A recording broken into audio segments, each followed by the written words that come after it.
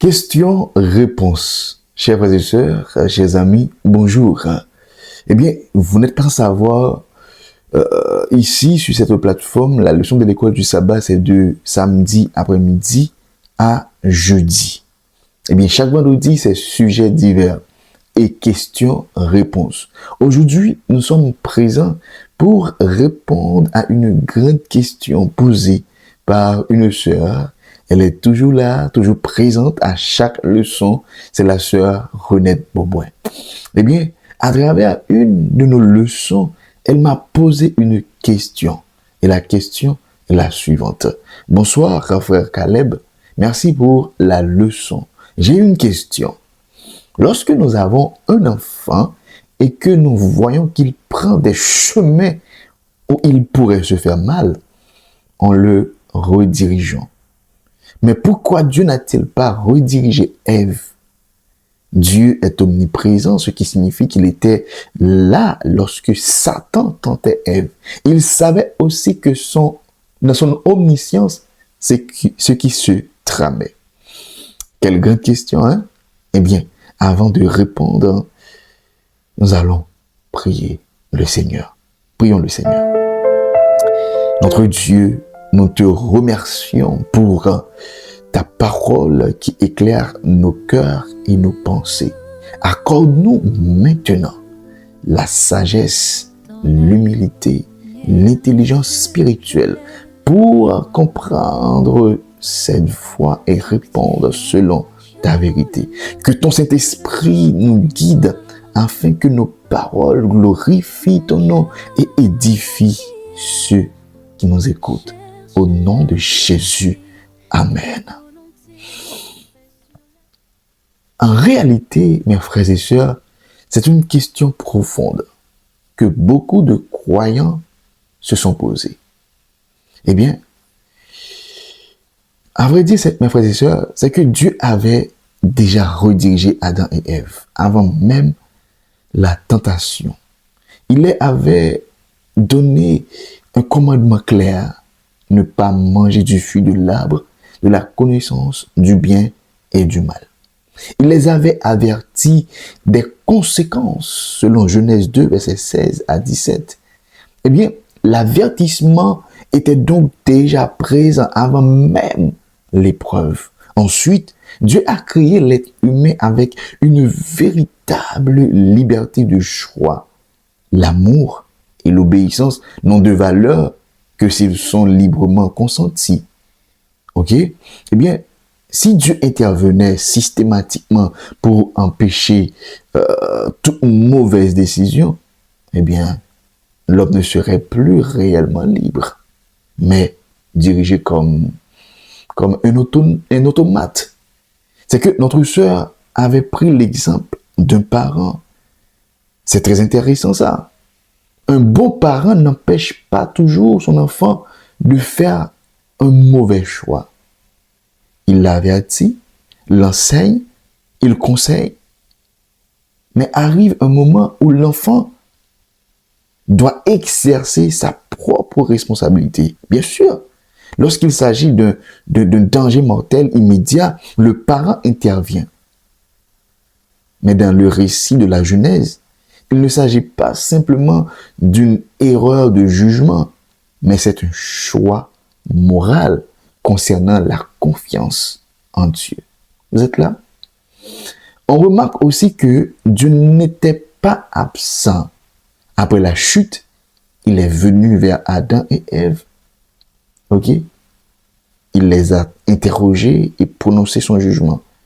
Mais il a également manifesté sa grâce en leur fournissant des vêtements et en annonçant la venue du Sauveur, en déclarant « Je mettrai une inimitié entre toi et la femme, entre ta postérité et sa postérité. Celle-ci t'écrasera la tête et tu lui blesseras le talon. » Et c'est ça qu'on appelle le proto-évangile. La vraie question devient alors, Dieu savait-il ce qu'Ève allait faire? Oui, selon la compréhension classique de l'omniscience divine.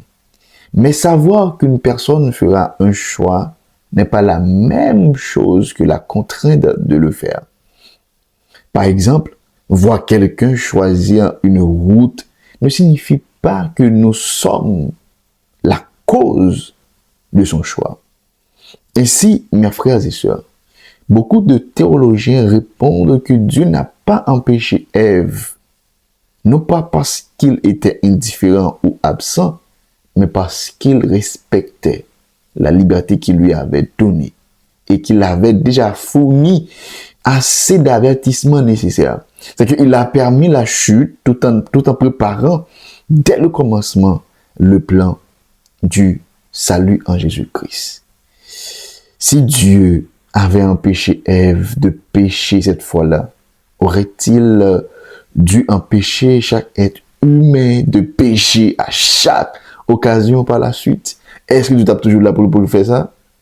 Eh bien, mes frères et sœurs, en grosso modo, Dieu n'a pas empêché Ève parce qu'il désirait une obéissance fondée sur l'amour et la confiance, et non une obéissance imposée qui supprimerait la liberté de choisir.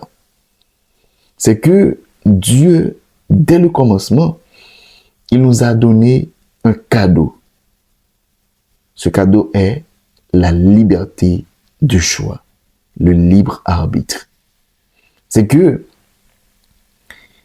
Dieu bat nous libre arbitre là, c'est pas parce que il pas aimé nous. Au contraire, c'est parce qu'il aime nous. Il connaît que il pas créé des robots, il crée des êtres humains. OK? Eh bien, il bat une possibilité ça pour choisir. C'est ça qui l'amour. OK? C'est ça qui l'amour. Eh bien, mes frères et sœurs, eh bien, avec ça, eh bien, tout est déjà préparé. OK? Eh bien, automatiquement, c'était le plan de la rédemption. Mes frères et sœurs, Dieu, il est amour. OK? Dieu est amour. Peu importe ce qu'il a dit dans le monde concernant Dieu, Dieu reste et demeure amour.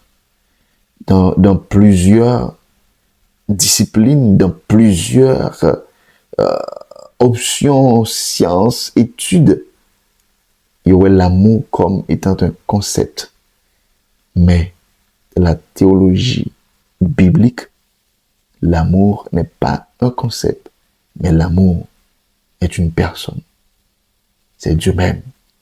Dieu est amour. Alors, c'est comme ça que je me répondre avec question. Je connais si Sœur Renette satisfait. Et au même tout, c'est comme ça que vous voulez dire concernant ça, eh bien, nous fait place ensemble avec vous-même. D'accord? Eh bien, c'était Zamiou, votre serviteur, Guy Caleb. Eh bien, le rendez-vous, c'est pour demain ou, bon, oui, c'est pour demain après-midi pour l'introduction de la leçon. D'accord? So, merci. Déjà, bon sabbat dans le Seigneur. Shalom. Pas oublier partager, d'accord? Commenter et puis like ensemble. Grandir spirituellement.